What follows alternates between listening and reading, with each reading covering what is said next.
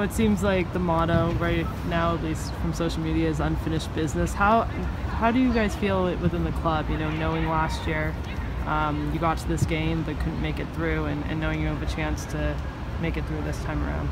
The staff and the players, the time that we have together to prepare for any game. You can't spend time talking about things you can't control, and we've been very focused this week. We're halfway through our preparation. Been very focused on preparing the best way we can, preparing for what we know makes us strong, where we know we can hurt Orlando. So we haven't spent time talking about that stuff. It's always about what we need to do and making sure that we get through a great training week. When we do that, it always leads to strong performances. You guys drew Orlando, obviously. How did you feel about that? Did you have a preference on Orlando versus Chicago, or did you just kind of whichever one, ready to go out and prepare? Yeah, staff kind of talked about it. I'm sure the players did as well. No one was able to pin me down. I said I thought both were going to be incredibly difficult games for very different reasons. They're two different teams. So it was right down to the wire when Kennedy was sitting over that free kick, and you knew that was the moment that it was going to decide who we're going to play, and it went in. Took me 10 minutes just to start processing everything, and then the prep specific for Orlando started. So no one pinned me on who we'd rather face. We've got to do what we've done all year. There are very tough matchups across this league, and what we got to do as a team to make sure that we match up whoever we play. And now it's Orlando, the best way we can to do the things that we're good at, that we succeed at, and that's been our focus this week.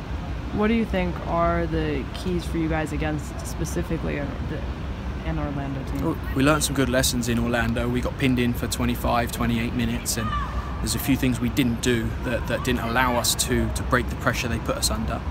And also we learned that once we did that and the game opened up, there's a lot of space in that backline for Orlando. There's a lot of space to expose.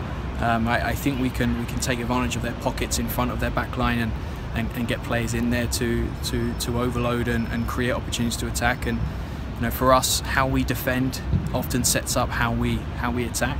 We want to be positive. We always want to be able to keep some of their special players in areas where we can control them and not in areas where we can't, and limit space when we need to.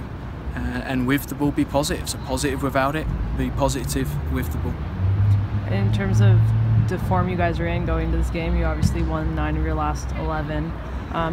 In terms of that, getting to that form, do you kind of look at that as getting healthy as the main thing, or maybe moving Sinclair into the midfield? What was kind of the main things that got you guys on the right track and to close out the season? I think you can look at loads, same as last year. The longer this group spends together, the more we train, the more we practice, the more experiences we go through, the stronger we get. It was the same last year and it's happened this year. Kath Reynolds come back in after 12, 13, 14 games. We finally got her back in. She's crucial to our back line. And then more and more players continue to get healthy. And now we're throwing Tobin in the mix. I think our strength has always been we learn and grow from each game very fast, and we're trying to take lessons from Chicago. We're still taking lessons from Orlando away, and we want to combine that with what makes us great in this game. So there's a lot of factors, and form gives us confidence. It makes us feel good. What's more important than what those results are is the habits that we built, the experiences, because some of those games were brutal. We lost right in the middle of this run. We lost in Kansas, and there were some big lessons there. We were not very good. We were poor at Boston. We grinded out and found a way to win, and we're going to have to do that here in a semi-final if that's the way the game goes. So I don't think it's the form that's crucial. It's the habits, it's the experiences we took from those games. The form does help us feeling good and makes us feel confident going in. And it's going to have to be a balance of confidence and ultimate focus going in here. We've got to be ready.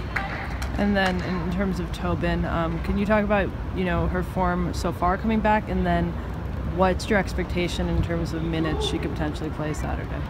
Yeah, it's just a completely different look having Tobin in the team. It doesn't matter who she's in for. Of course, we're going to have some powerful weapons starting. We're going to have some powerful weapons coming off the bench.